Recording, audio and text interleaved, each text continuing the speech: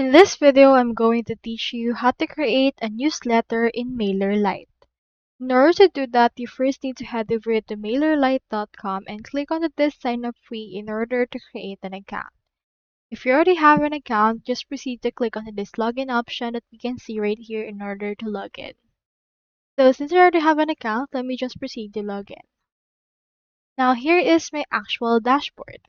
So let's head over right here into our campaigns in order to create a newsletter.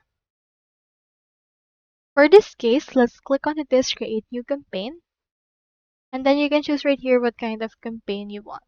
For my case, let's just choose regular and insert right here the campaign name. So for example, let's input right here Black Friday newsletter. And then for this case, input right here the subject. Let's input right here up to 15% off right there.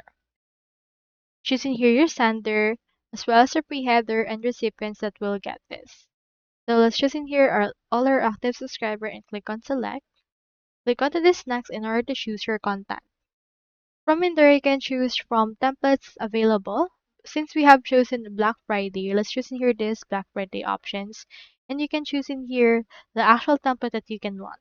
You can also create from scratch, so that's also an option. On my case, let's head over and choose in here this. Click onto this choose.